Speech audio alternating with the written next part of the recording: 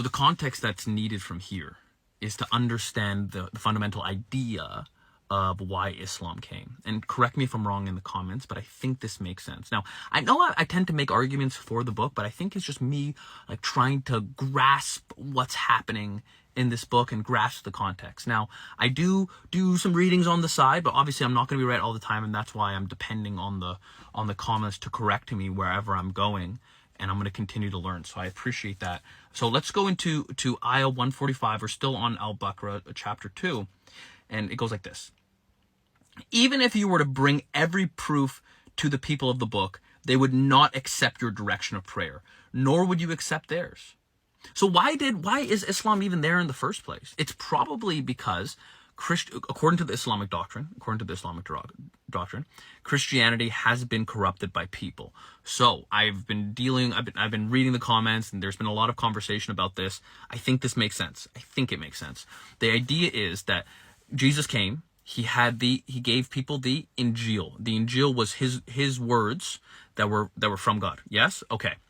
Then it got lost in translation over time. Firstly, we know that there's 3 Semitic languages, right? There's Arabic, there's Hebrew, and there's Aramaic. Jesus spoke Aramaic. Now, the only Bible that's left is the Bible that's in Greek. So when people are reading the English Bible, how much has that been translated? Which is why the Quran is not, like the English version of the Quran is not considered the true Quran, because the Quran has been memorized immediately. So this is why the Muslims make an argument that the Quran is the true word of God. So if the Quran is the true word of God and the Bible has been corrupted, not because Jesus was corrupt, the Bible has been corrupted because in the hands of other people, they have corrupted the words of Jesus to fit their own personal gains. I think that makes sense, and I hope I'm not pissing anybody off, but I think that makes sense. So let's continue.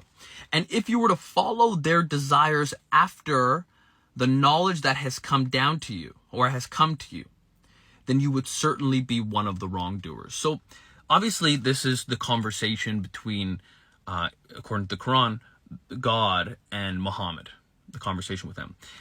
The first thing that I would look at is like God is constantly reminding this man, don't cave under pressure. Don't cave under pressure. You don't have to be like them. You don't have to be like them. But more than that, I mean, if God is all wise and all knowing, wouldn't he know that you're going to read a book like this? Wouldn't he know that I'm going to read a book like this? Okay, so if that's the case, what does that mean to me? Well, what that means to me is consider your own values.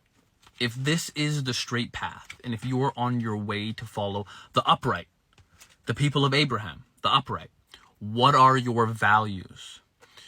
What it's telling me is, and if you were to follow their desires after the knowledge has come to you, then you would certainly be one of the wrongdoers.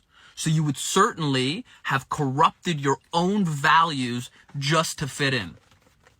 Now, how many of us, and I'm just speaking to Canadians who've come from different countries, have values, and our values have been distorted. We have rejected our culture. We have we've rejected our culture in a lot of ways. A lot of the kids of immigrants, because we're all immigrants in Toronto, that's where I'm from, we have all rejected our values to fit into this Canadian culture. And where has that gotten you? Where has it gotten you? You don't know your culture, you don't know who you are, and you're trying to fit into a place where you don't fit in. And in some ways you do fit in. I get it. In some ways you do fit in, but a lot of ways you don't. So a lot of the immigrants here, you feel like you're stuck. You're like, I don't know. And I think that's why people are searching for different religions. That's one of the reasons why I'm looking at different religions going, okay, what fits with me? What fits my actual values? Because we're looking around, and I'll just speak for myself.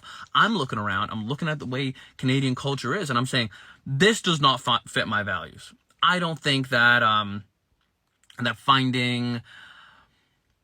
don't think that, I just don't want to get shadow banned. I don't feel like a lot of the things in Canadian culture fit my values. Not a part of it.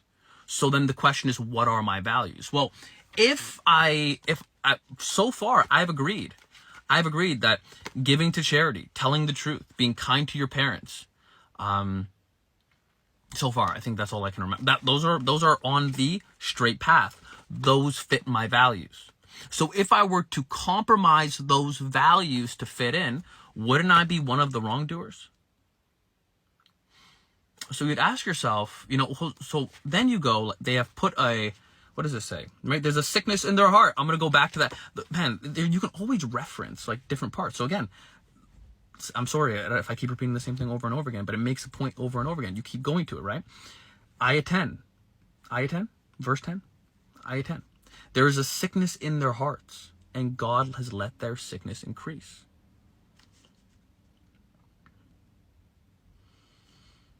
What does that mean?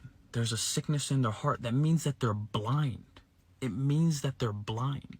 They can't see. Their heart is sick. They can't see. When you eat food, if you eat, what's your favorite food? You like chicken noodle soup? Okay. You like chicken noodles. Doesn't it taste different when you're sick? Why is that? Your senses are different, right? So if your senses are different, then the food tastes different. If your heart is sick, you perceive things differently. So answer this to yourself. What values have you corrupted in yourself? What value, I'm just talking to myself.